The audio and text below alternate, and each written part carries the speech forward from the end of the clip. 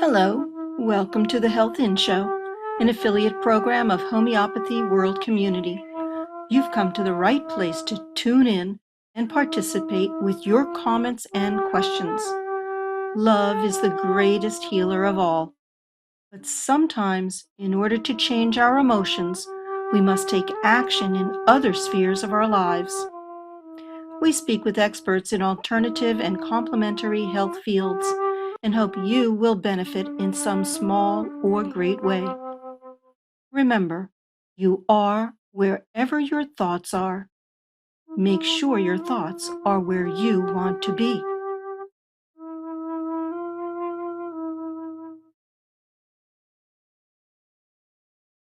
Good morning, good afternoon, and good evening, wherever you are. My name is Shalom, and I am the Director of Education at Homeopathy World Community. Today, I have the privilege to host our amazing Sarah. Sarah is, Sarah is a fighter. Let's begin with Sarah is health nutrition, and she's a health nutrition coach that became holistic cancer coach, and she achieved her certification in 2022. Sarah is currently working on certification in a therapeutic trauma support from the Conscious Life Institute based in the UK. She is a cancer survivor and caregiving to those who have close relatives within her circle, including her son Yossi. Sarah has become passionate about trauma support, the process of healing for both parents and caregiving. She's currently living in Philadelphia in a community, and she's very active in many organizations. She is currently vice president to the Amit Shira chapter, serves at the conglomeration Bet Hamadosh board, and active in the women's organization, member of the Lower Mahon community of Mikvah board. So including in the development as well as the board member of the Women of the Winewood Overbrook Mikvah, regularly volunteers in Bikur Cholim of Philadelphia, and she is a big supporter of High Lifeline. Sarah considers the Philadelphia Kollel the heart and the soul of Philadelphia community. Her kids grew up attending both Mazmit and Kasher programs, which were the highlight of the week. Sarah enjoys attending the annual bike sale and learning opportunities for the women. She enjoys seeing Jeff light up and get excited about learning programs and the shivura she made inside the Kollel walls. Most of all, the Kollel rabbins and rabbinit have been safe haven and support for the master spiritual and physical during good times and the times of a challenge. Personally, I want to welcome Sarah, and she's the daughter of the founder of Homeopathy World Community. She's definitely a vital part of our community. Frequently, her name floats through our board meetings, not just only of who you are, Sarah, but also what you've been through. And going in from holistic nutrition to trauma coach, welcome you to the show. And please share with us your journey. Thank you so much, Anna. I talked with you briefly earlier today. It is truly an honor and privilege to be here with you on this show. My mother, Debbie Bruck, was the brain, HWC was her brainchild. She lived and breathed for HWC for many, many years of her life. And through her illness, the last few years of her life here, like she always had HWC on her mind. So it's really such an honor and privilege to be here with you. And I know that she's receiving so much joy where she is in the heavens, to see that we're here together and sharing, and that HWC is very much alive And I keep connected with Marilyn Shannon, who is, very involved with HWC. So yeah, I'm happy to share some of my journey. It's definitely not a typical journey of someone of my age to have gone through so many traumas within the family. So I've had that unique experience of feeling kind of like I've lived many lifetimes um, in a short period of time. And I have that experience and wisdom of what it feels like to live through massive traumas and, how to then heal, which I believe one of my mother's biggest, strongest beliefs in life is that we can always heal on various levels. So, whether it's mental, emotional, physical, or spiritual.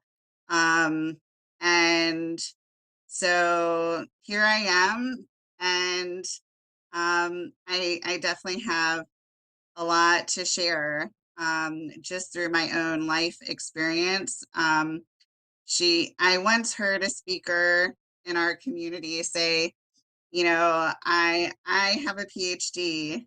He's like, you might ask what my PhD is, and he said, my PhD, I have a PhD in life.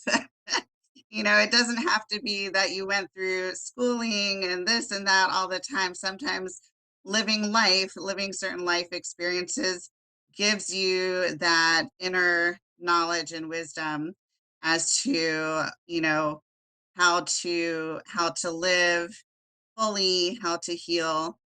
Um, so um, you asked about my journey, and I would say that everyone's journey starts way back when they're a child. So um, my interest in, I grew up with a mother who you knew well, and she, even at an early age, my brother and I were born when she was in her mid 20s, and even at an early age, she was passionate about natural health and foods. Everything she made was from scratch. She would do everything, and this was like way, way before that was the in thing. This was way before it was in to like, find all these organic ingredients and make your stuff. And this was like back in the 70s and 80s when, chemicals and preservatives were the in thing. That was the So fact. um yeah, so she was way above her time. She um loved to just nourish us and herself with, natural foods and natural things. She was, I guess the word was kind of like crunchy for the time. And that was just part of my life growing up. That was normal to kind of, see, bread being made from scratch and everything, very holistic. And she went through different phases of vegetarian and vegan and different things, and just passionate about life and living in a healthy way. And my brother and I did have health challenges. As a young mother, she had to deal with our challenges, and through her journey of learning about health and healing brought her to homeopathy. So I was probably about 10 or 11 when she found homeopathy and became very passionate about it, and that became her journey forward, is, learning in the homeopathic sphere and the homeopathic world. So, I actually, that was, my family and my mother. But I actually am a trained musician. I'm a violinist. I started playing violin at a very early age of like 2 or 3. So music has been a huge part of my life. And that was, yeah, I lived and breathed music for many, many years. I went to a performing arts school down in North Carolina. And after that, I went to the University of North Carolina. I kind of changed directions a bit and, learned. I have a degree in anthropology and women's studies, and I was just exploring, even though I continued with my music and performing and teaching. And I met my husband in those years.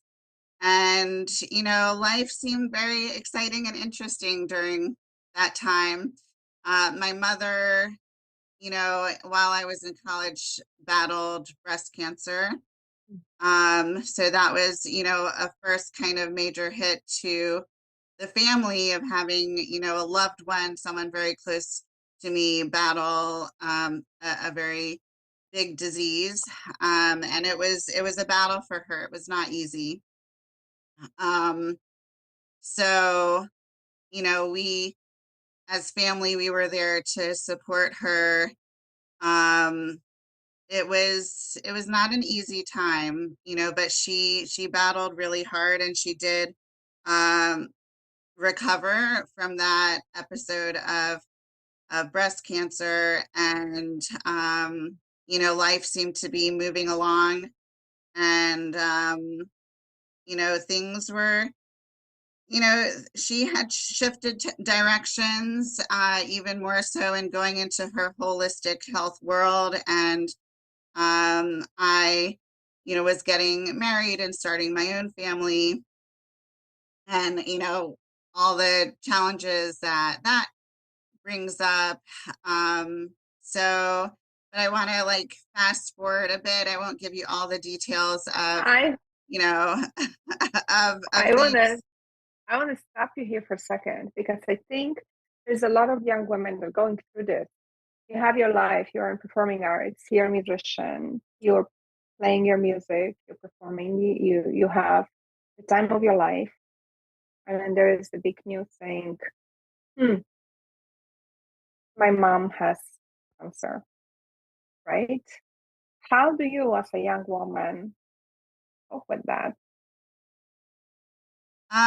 It was, I will be honest, my mother and I till her last breath. I was with her while she passed. Our souls are very much connected. We're very close. We're very, very close. Um, and, having this show right now being that it was just Mother's Day and her Hebrew anniversary of passing, Yartzeit, we call it, is just in a week or two. Like this is a Mhm. very intense time, um, where I think of, I always think about my mother. Um, but we just to put it out there that we've always felt very, very close to each other, even though obviously parents and children, mothers and daughters have different personalities and different interests and different things. But in terms of our spiritual connection, extremely close, and our emotional connection, she was a very loving and fantastic mother, as you can imagine. And so, yes, as a young woman, and I think I must have been at around age 20 at the time she was diagnosed, and I was the first one she told. My brother and my father were out of the country. My sister, much, much younger, kind of too young to share this information with so quickly. So I was the first she told that she had a lump and that it looks like it's cancer and that, things are not looking so great. And that is for sure. It's for sure traumatic. Anytime you experience something in life that you think you think certain things are taken for granted, or that life is going to go in a certain direction, or certain things about your life are going to remain consistent. And that is completely shaken up as, well, your reality is now changed. Different parts of your reality this is, you can't now take this for granted. It's completely changed. And to face, especially when it's a life-threatening illness, that, you're also facing that concept of death and the possibility of death. So that in itself, especially for someone young who may have never, experienced, close loss or death, can be, at any age, it's a shift. It's like, it's so many emotions at once. And my children, as my middle child passed not so long ago as a 16-year-old. So my other children, unfortunately, have had to experience a lot of death at a very young age. And everyone's path is different. I'm a very spiritual person, so I believe everything is for a reason.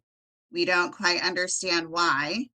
It's beyond our comprehension. But, to have to face death at an early age is going to have an effect on your life.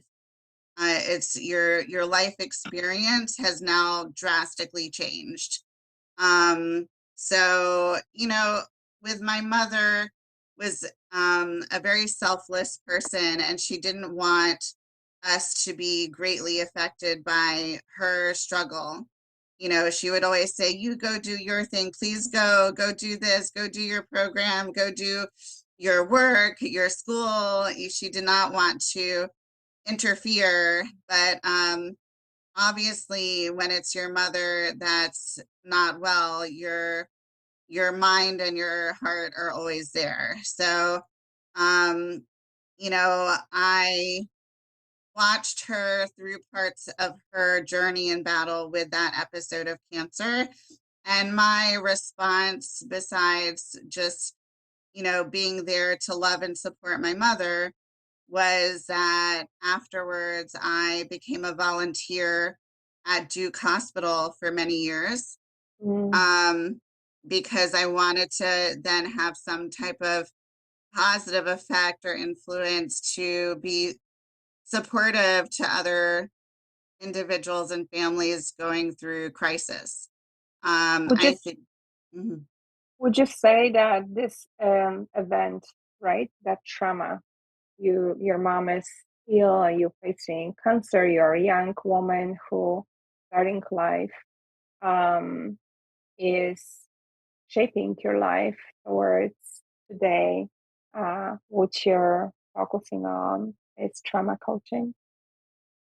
I would say that my whole life journey, I feel like we again, we're faced with different challenges and experiences in life. So I think that everything's connected. I think that my experience with my mother's illness at that age definitely has affected, my, my interest, my passion, what I feel is important to share and learn. Um, at that time, I was, just kind of focusing on other areas of my life. So I wasn't thinking, oh, I want to be a cancer coach or I want to be a trauma coach. Those were not the initial thoughts going through my mind. But obviously, every experience a person has affects kind of their direction and choices moving forward. So, yeah, it was definitely um, an experience to be in the stage of life I was, and to have a mother going through something quite difficult and traumatic in its own right. And she came out, much, stronger and more focused than ever to do what she was passionate about. And I started building my family, and all the challenges came with that. And I would just always remember checking in, and she would always be so busy. I'm busy with this, I'm busy with that. And, I'm like, oh, can you come visit? Oh, but her schedule was always very packed, which, she was very driven to make an impact on the world.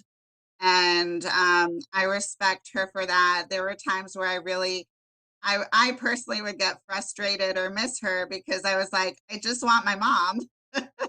So, Hmm. um, Your mom definitely was very driven, and homeopathy was her baby, right? She was yes, doing everything she could to spread the consciousness of homeopathy and to really impact the world in a way that is more than just attached, that it's actually profound life-changing experience for everyone. And it really is every single day.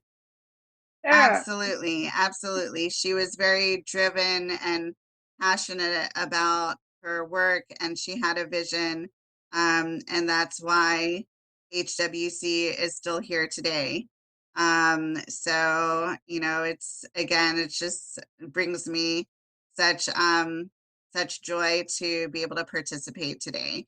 Um, so ongoing with my own journey, um, I mentioned, in my early 20s, I started my own family, and I continued having traumas throughout my life. I had emergency C-sections for my first two children.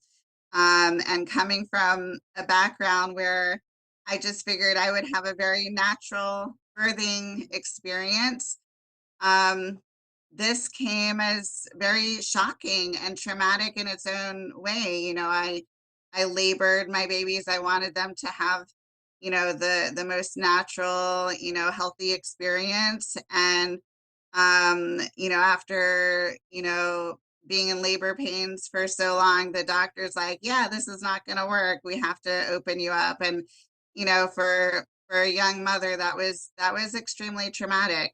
Um, so I had to heal from that on many levels, mental, emotional, physical.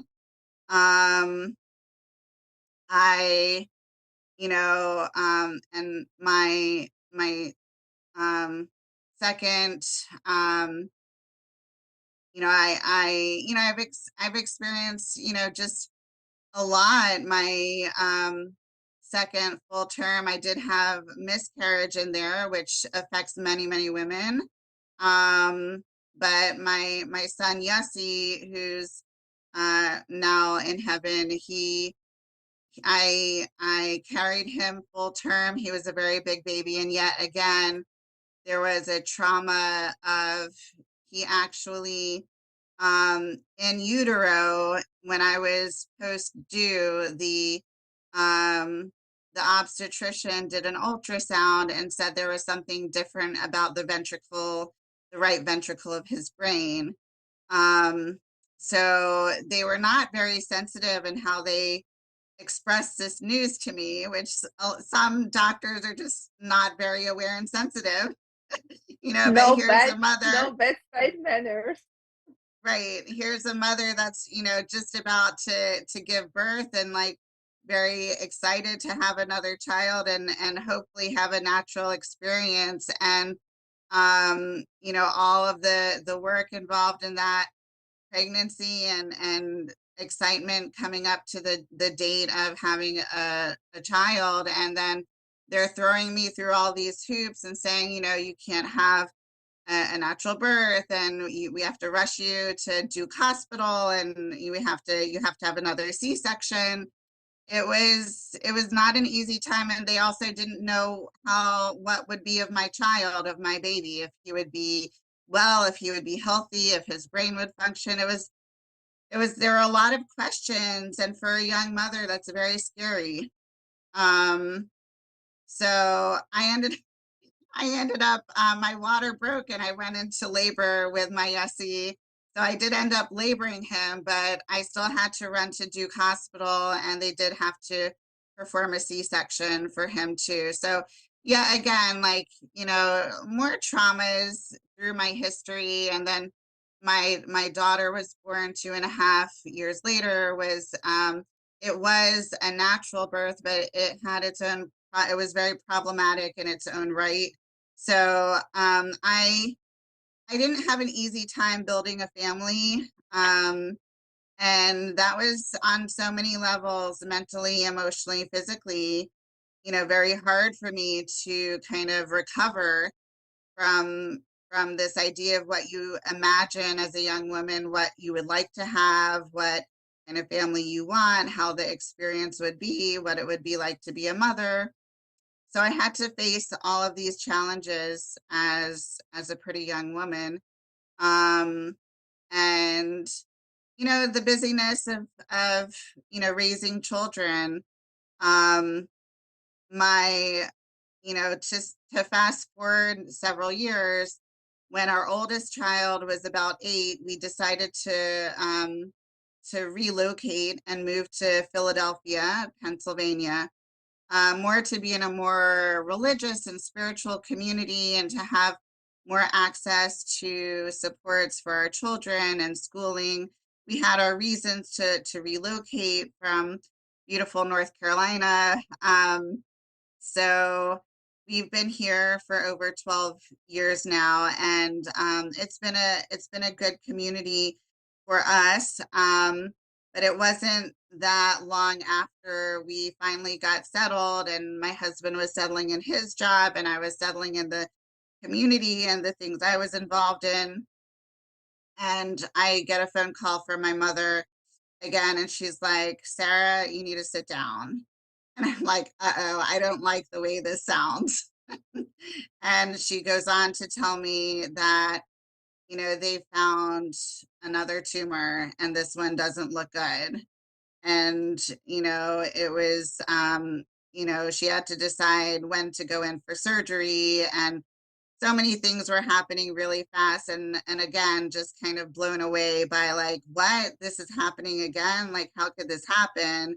And as the information kept pouring in about, all of the details about this type of cancer and what cancer, um, it kept getting more and more scary. I just remember crying every single day, like this, how is this happening? And, what about my precious children that love their bubby? That's what they would call their grandmother. Like what's going to happen? Like this, I was heartbroken that this was happening, and that, she was suffering, and that we did not know what the outcome would be to this episode of cancer.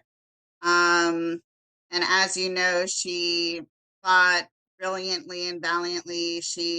They really only gave her probably a year or less to live, and she battled for over 4 years. She was just brilliant in how passionate she was about life, about living to her fullest potential.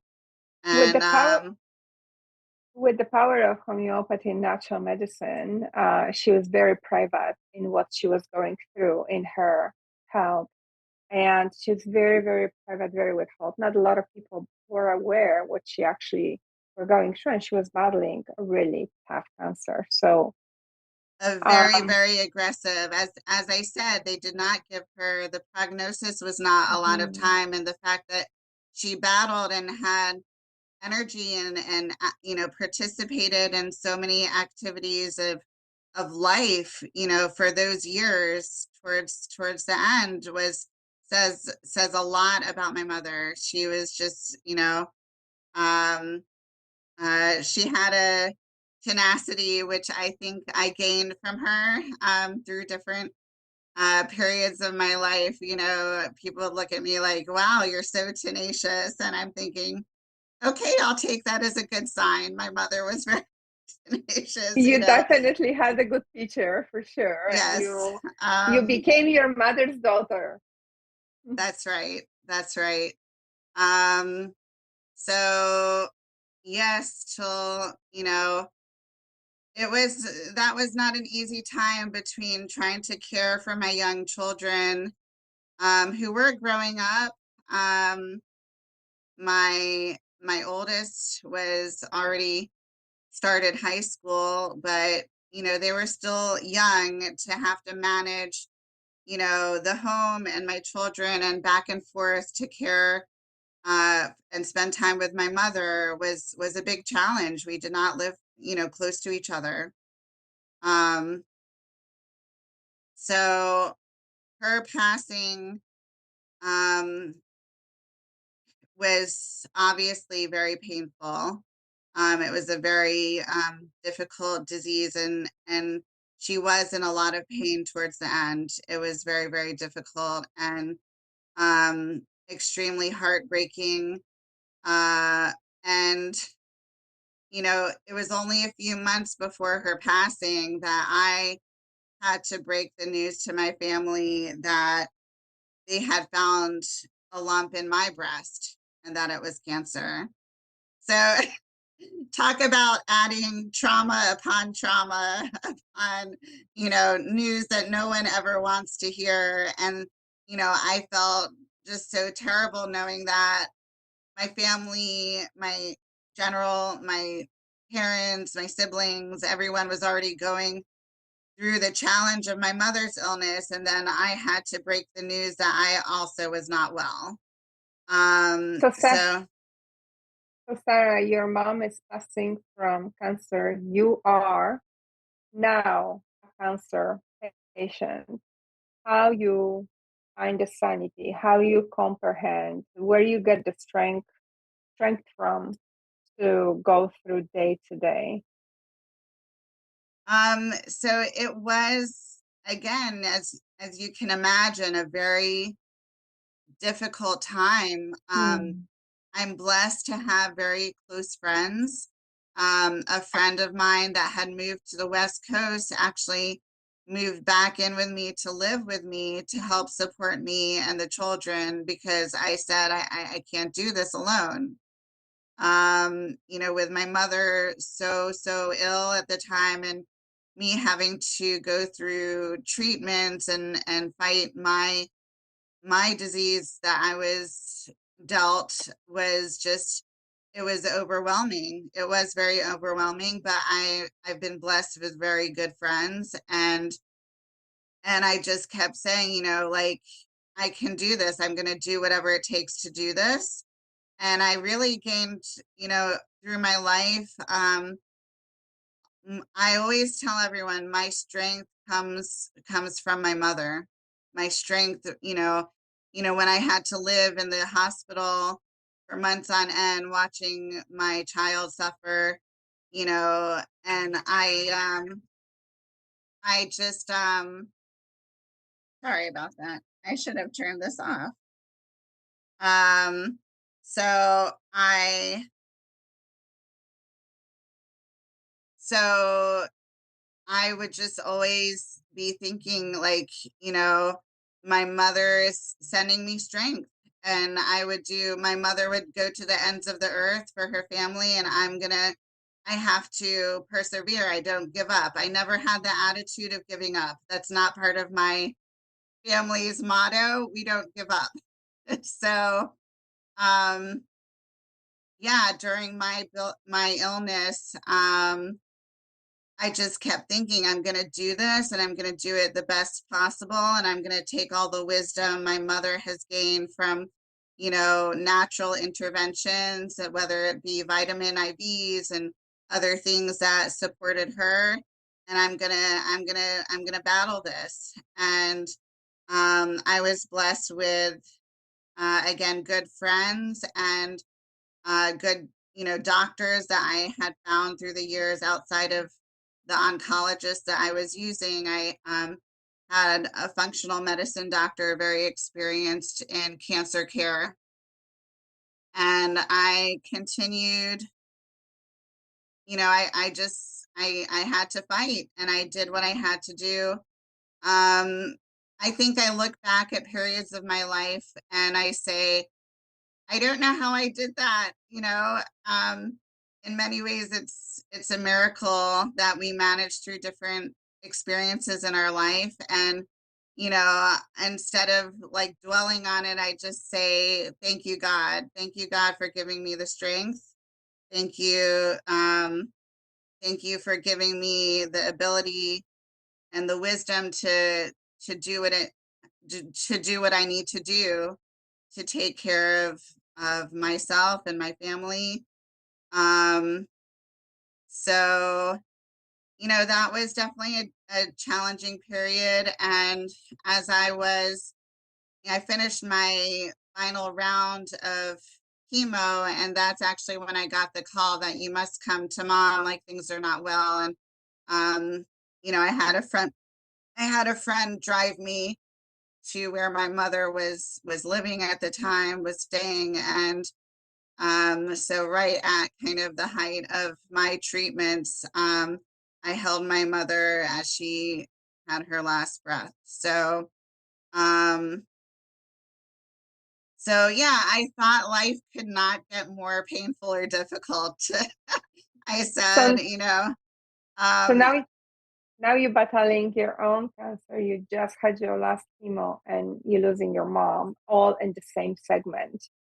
That's trauma building, trauma, one on top of another. It's definitely difficult to go through, but you pushed it through until the next trauma. yes, somehow, again, I'm a believer that we can heal, that we have the ability and capacity to heal. I do feel like I've had a series of traumas in my life, and I have a constant, communication with God about, like, can you please make sense of this for me? Because, Mhm. I'm doing everything I can, and I finally get grounding. I finally get to a place where I feel more strong, more healthy, more comfortable. And then all of a sudden something else like just falls from the sky on top of my head. Like, you know, um, how can we as human beings make sense of this? Why is this why does this happen? And we don't have answers. And but I just knew I had to do what I'm here to do. And if I take I don't take life for granted. Life is very precious. And I just believe that if I'm here breathing and alive and capable, I'm here for a reason. I'm here for a purpose. And if I'm granted this, another day at life, then I need to make the most of it. So, And I think, so essentially, your resilience came through your wonderful upbringing, unfortunate traumas, and connection to your spiritualism, connection to your faith, to the creator in a way that it's now today impacting everyone else to make life better. I really want to go into the trauma, you surviving the loss of your mom, you surviving your own diagnosis, and then you finding out your son is ill in a way that the recovery may not be possible. so what in particular is your question about, um, How you take that another news, another trauma, how you are able to how did I survive that. process? I think How- that sometimes when you're um, experiencing a trauma, there's no time to process on different levels. Um, One thing that we have to understand about trauma is that as human beings, we're wired, we're created for survival.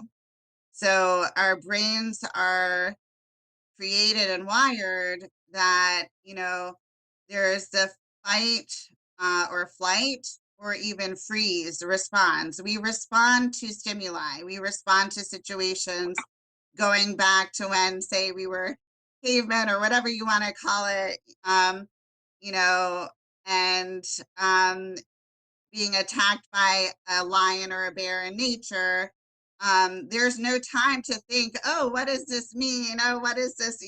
No, your brain is just automatically going to go into a zone. It's going to say, it's going to just automatically trigger for survival. and it's going to say, I'm going to run, or I'm going to freeze, or I'm going to this, I'm going to respond. So when you're faced with a traumatic um, episode, your mind and body just go into gear. You don't have time to do higher level processing.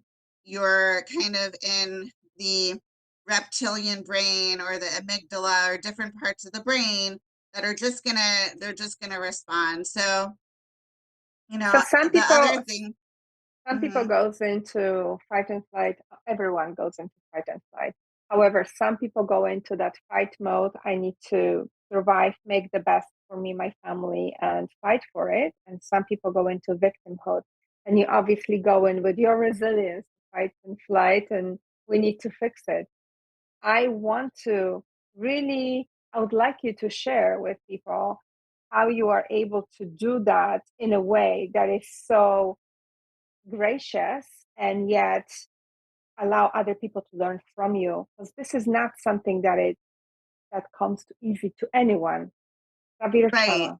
So we have what's called trauma responses. Like I gave examples of trauma responses. And to be honest, we don't always control our trauma responses. There's probably a lot that goes into how people respond to trauma, being, nurture and nature, their upbringing and how their family responded to trauma, and, possible also natural elements within inside their brain and body about how they may be wired differently to respond to trauma. I would like to back up and just say too, in my experience learning about trauma, I would say, first of all, what is trauma? I think there's some confusion about what the word trauma means. Trauma is actually not the stimuli of situation, not the exterior situation. So you could say, oh my gosh, cancer, what a trauma. The cancer is the trauma. No, the cancer is not the trauma. The trauma is how We the process. mind and body respond to the situation. How can it how it's an internal process. So what one speaker or social worker expresses, kind of like, a bucket of water, and you can contain the water in that bucket, you can kind of manage it, but what if the water starts overflowing?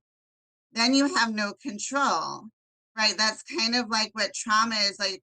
There's too many stimuli to the brain and the body and your whole energetic field. Like, you have no control. You're out of control. So the brain is just going to, survival mode, and the internal your internal organs and your chemistry, the cortisol, the everything is starting to, take effect on the body, so that you can fight or flight or freeze, as the different responses that people have. And again, that, if you have one thing that I find is very amazing is someone going through kind of a traumatic experience, that if they have a lot of supports to help them through that traumatic experience, and how they remember it is actually very different than someone who does not have the mental, emotional, and physical supports to manage through all of those stimuli and all of those, experiences that they're going through. So I think that's like really important to remember, is that our effect on people, and the supports and networks that someone has in their lives, has a huge impact on the trauma experience. So back to your question about, fight, flight, or freeze, again, I would say that we don't necessarily, when an experience happens, we don't necessarily have that control. My response to the, experience and trauma of our beautiful son being diagnosed with a terminal brain cancer was a very different response than my husband or my other children. Like, even within a family, people go into different modes, and we have to have compassion on each other and recognize that they're not really in control. Like, I might say, like, I needed you to this, and this because I needed that help. But they might not really be able to access that within their system, within their body. Like, their brain, their nervous system is just so out of whack that the only thing they can do is freeze. And we have to remember that they don't have control over that. So, we do have to remember to have compassion on each other when people do respond differently. Um, it's we have to, yeah, I think trauma is such a complex topic, and how our body functions, and what trauma therapy and trauma healing look like is different from one person to the next, about what they need for their nervous system to become more regulated, to go to a place that you know can now have that potential for healing. One of the doctors I see and greatly respect says, like, first the brain has to start healing before the body.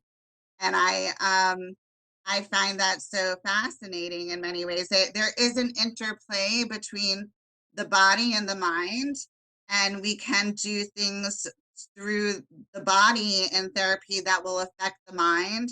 But we have to remember that brain sometimes takes longer to heal, and until the brain gets to a more regulated, safe space, it's going to be very hard for the body to heal. It definitely begins in the mind, whether it is disease or healing process. It starts with comprehension and compassion and understanding a situation you're in. And yes, I agree with you. Trauma is not what happened to you, but how you are able to handle and process. Definitely. Different trauma, different process with you, Sarah. This is a very complex trauma. It's a build-on trauma. Essentially, you are extremely resilient. Not only how you understand, how you comprehend, but how you process your trauma, because you start right there in your mind. And I believe this is how you are able to help others to overcome and process their trauma. Would you walk me through how are you, or what are you able to do now? How you impact others? How does this process look like? Please share with us. Right. So currently I do not have any specific clients I am working with. I'm still working on my certification for practice. I mean, I do talk with some friends and family and about the different therapies that I'm learning. But my goal is really to have a holistic approach Mm, towards healing. Um, so, we first have to understand where the individual is. Like, are they in the middle of a traumatic experience, or did that traumatic experience already pass, but they're still having a lot of PTSD symptoms? Are they how dysregulated is their nervous system? Are they having, flashbacks and nightmares and inability to function, all sorts of experiences. How far out from this trauma are they? You know, there's different say psychologists, you know, term different types of trauma, big T trauma or little t traumas. You know, little t traumas being like a lot of small traumas or unhealthy experiences that people experience throughout their life or their childhood. Whereas as you I've already expressed through my life, I've had a lot of major big T traumas of death and illness and major life changes. So, you know, what, you know, kind of where is this individual? Do they have, you know, a combination of small T and big T traumas? How far out are they? What kind of symptoms are they having? And you have to be able to meet the person where they're at.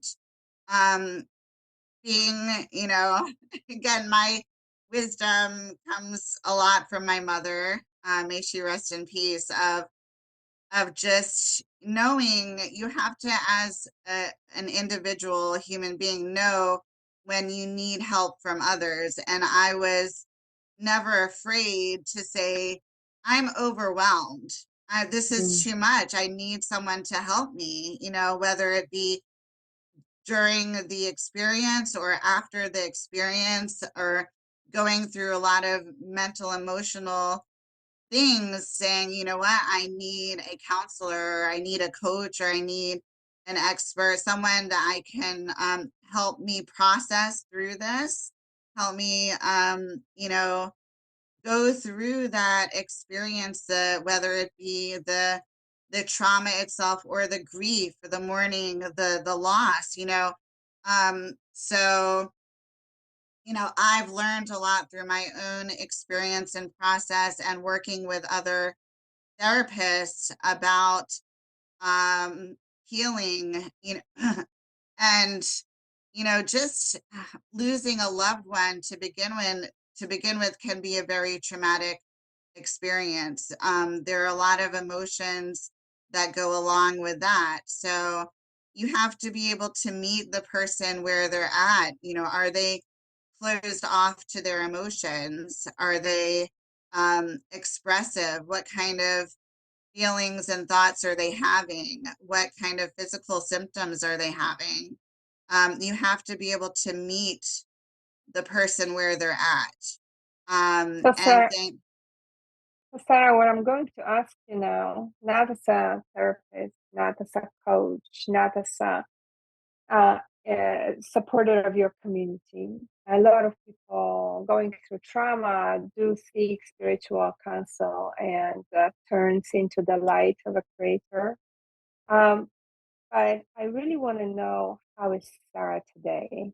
How are you as you? How is your life? How are you day to day with all that multiple trauma that you've gone through?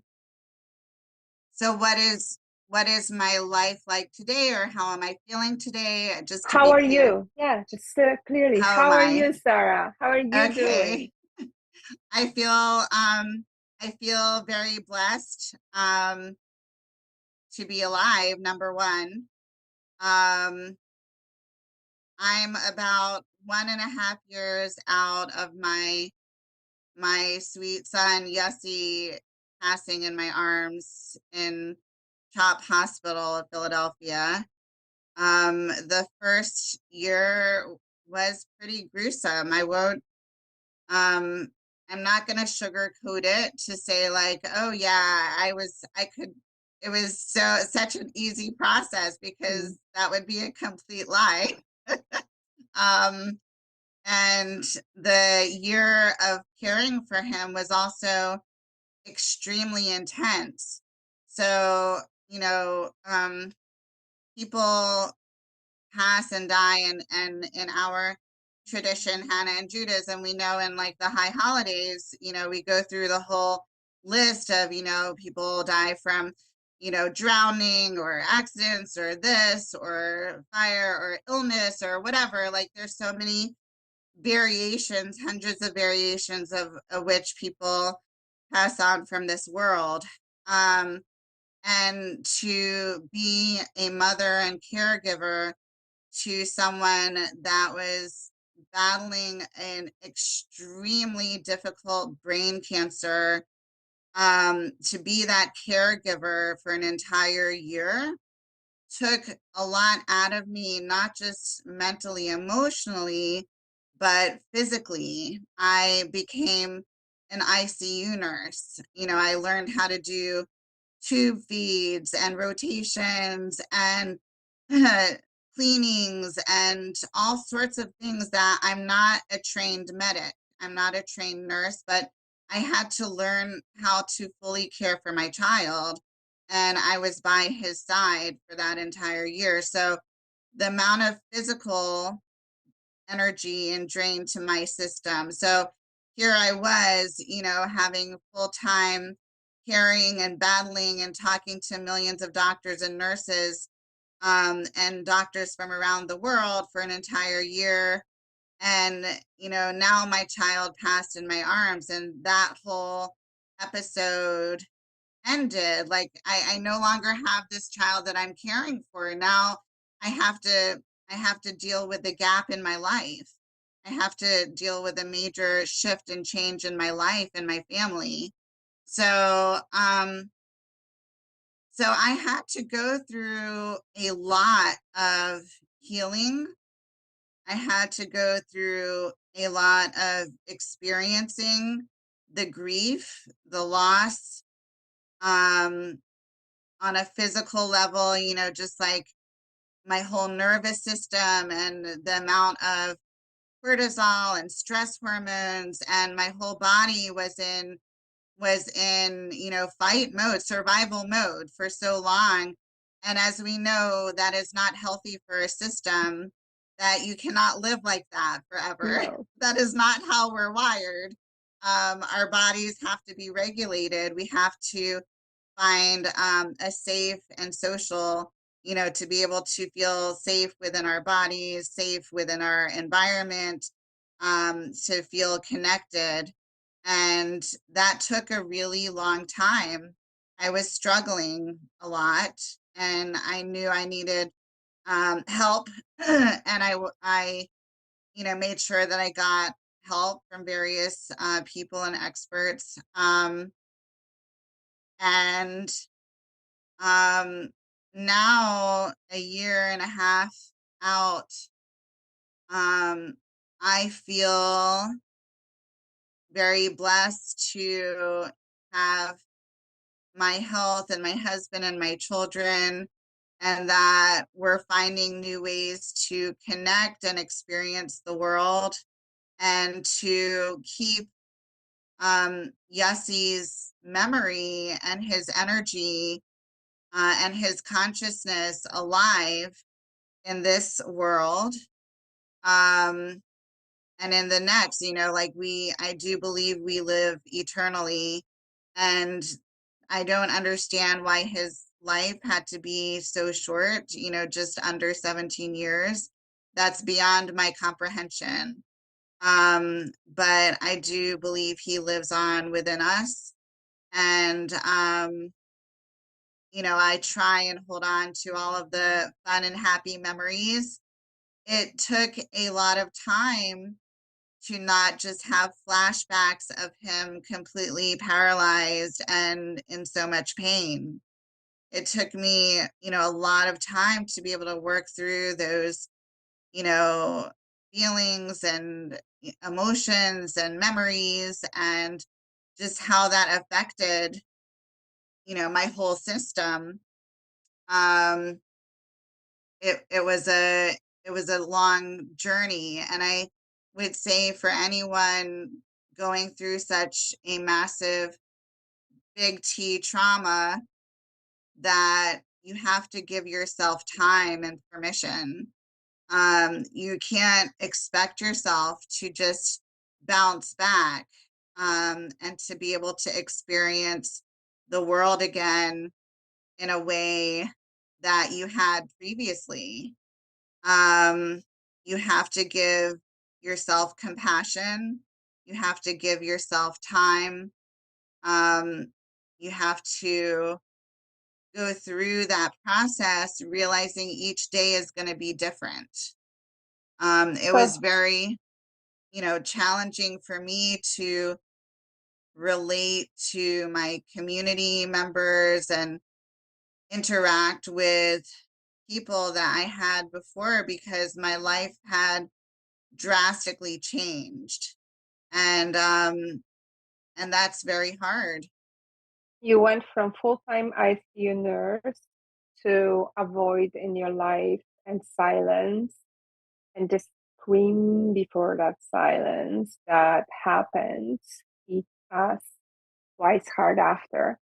So that silent moment, that void, you mentioned that you had to go through a lot to recover, and that process, I'm sure, continuing, and it will be continuing for time to come. What would you say is the number one thing that was or is there to wake up and say, I'm grateful for my life, any experiences? And I know that your mom was very much connected with Yossi. That's another link that I want to bring forward. That connection, Debbie Yossi. If you are able to shed a little bit of light on this, will be great. Um, so I feel like you had several questions. First, your question of how do I wake up each morning and have a sense of gratitude? Is that, I feel That's like that true. was, Yes. um, I think that it's all in your attitude towards life. Um, I know we, as a Jewish people, we just commemorated Yom HaZikaron, like Day of like remembrance of the Holocaust and the horrible murder of millions of people.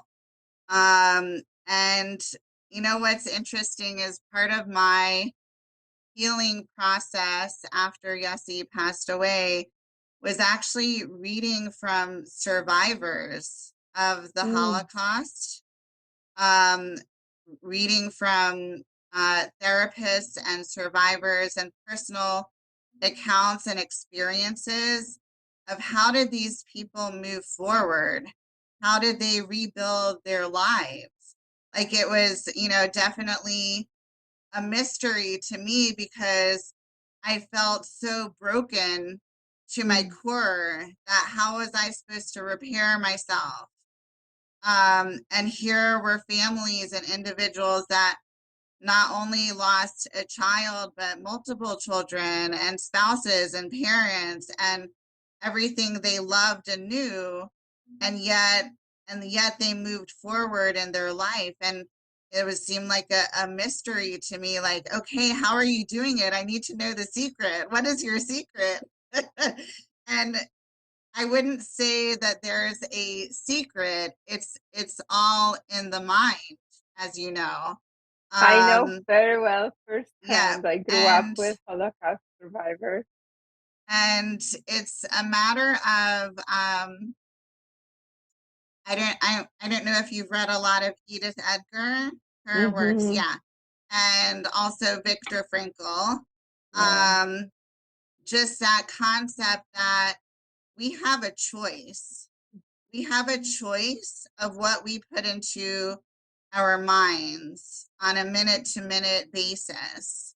We can choose whether we tell ourselves negative thoughts or positive thoughts. We can choose whether we have hope for the future or if we have despair towards the future. We have a choice within us. That is the only thing we really have control over are our thoughts. You can take away everything. And I saw it firsthand with my child, with my Yessie, who is from the very beginning, sadly, of his illness, he was paralyzed from head to toe. He went from a boy playing golf and running around and playing basketball and sports and having fun with his friends, to 2 weeks later being completely paralyzed, completely. Like the only movement he had was a couple fingers on his left hand that he could wiggle up and down, and he could move his eyes from side to side and maybe shake his head slightly until the very end. So here's someone that you're taking like everything away, but he was all there. He had his mind. He could see and he could understand everything. So I would try and constantly give him positive things to see and positive things to think about, and shows or funny distractions or comedies, something in the mind. So again, there's so much in life we don't have choices around. You know, we can do the best we can for ourselves, with nutrition, with lifestyle, with our surroundings, with our family. And we are supposed to do good things for us. We're supposed to live a full and happy and healthy life. We're supposed to aim to do good for ourselves. That's why we're here. At the end of the day, things happen in individual lives that we don't necessarily have control over, right? Like my son was just a normal, healthy child. He got a cancer that is beyond our comprehension exactly how it developed or why it developed. We could do all the millions of different analysis of his brain was this or his this was this or his that was that. At the end of the day, it's beyond our comprehension. I'm someone that believes in a higher power and a God. So I believe that, God's the one in control over this, that we don't have that comprehension. So I know that, after going through such massive, loss and change, I had to find a way to shift my thinking.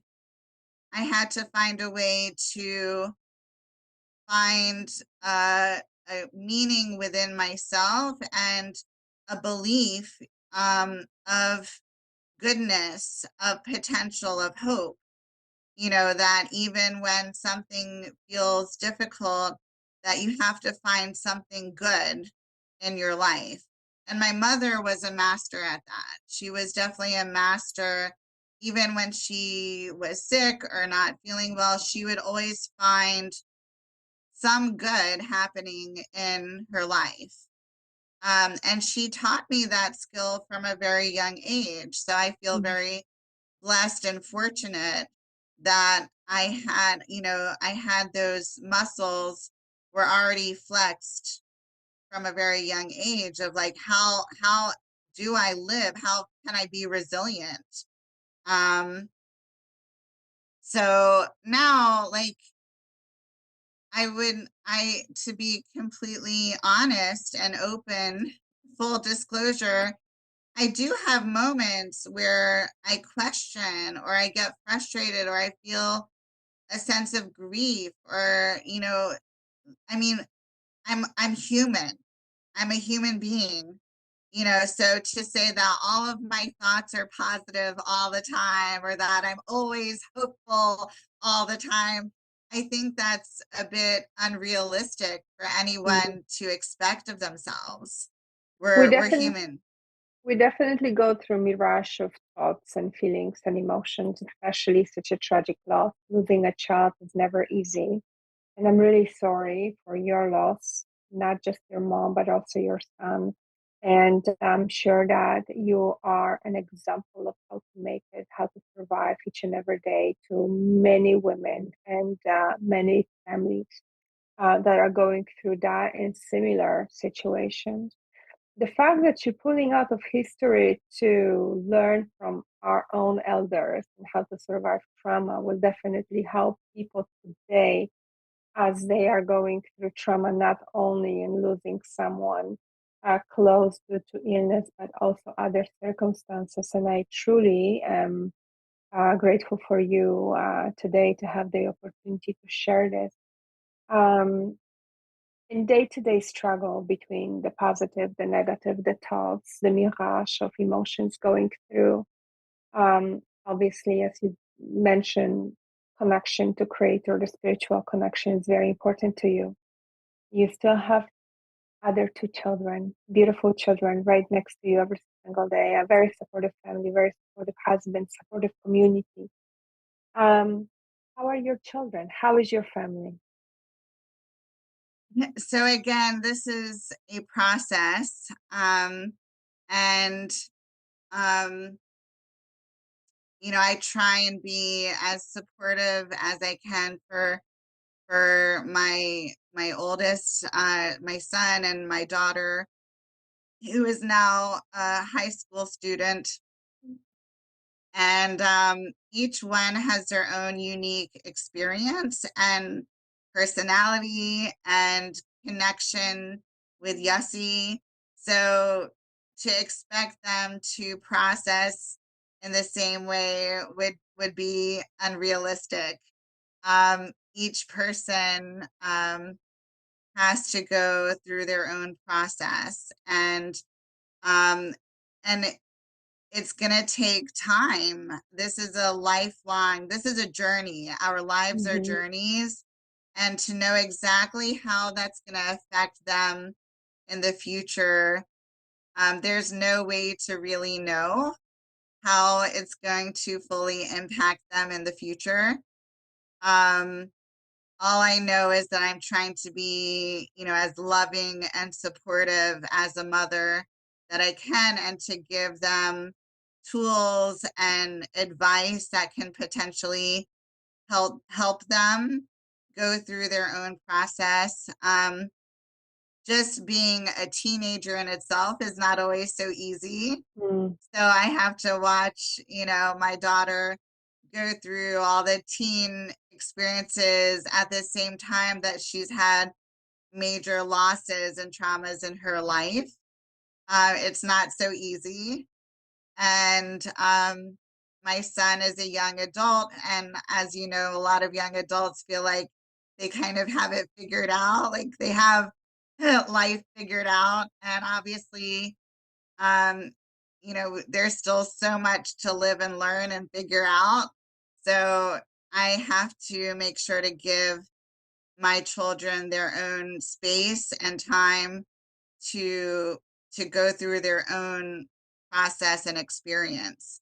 Um, Sarah, we are on the top of the hour, and I want to say thank you so much for being here today and sharing your experiences with us.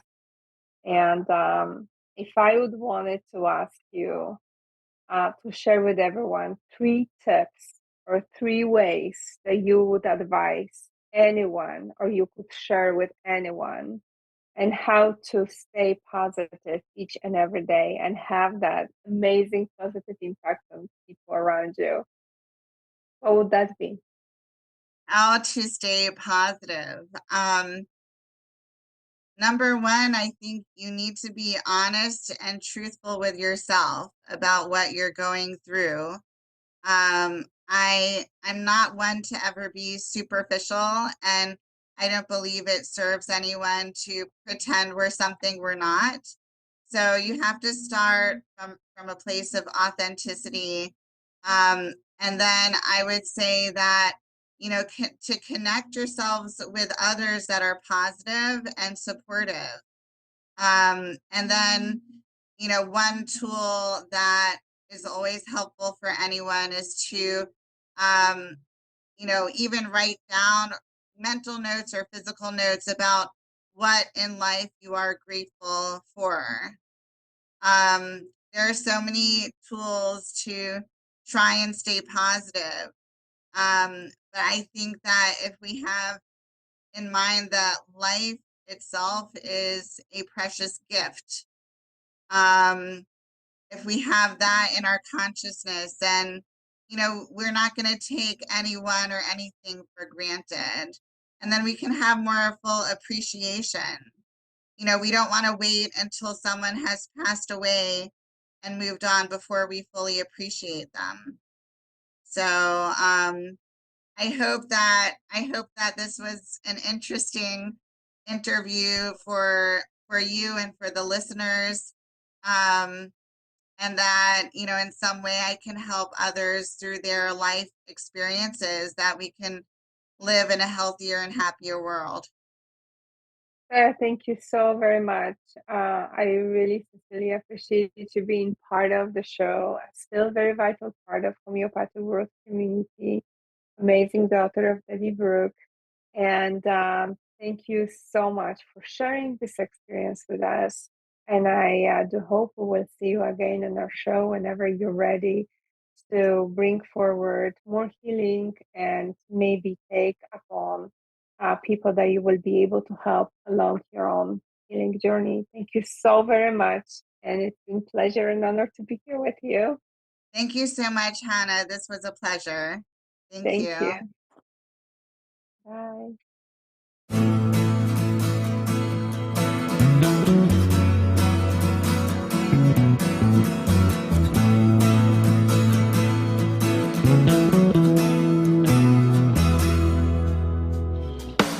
You are tuned to the Nissan Communications Network.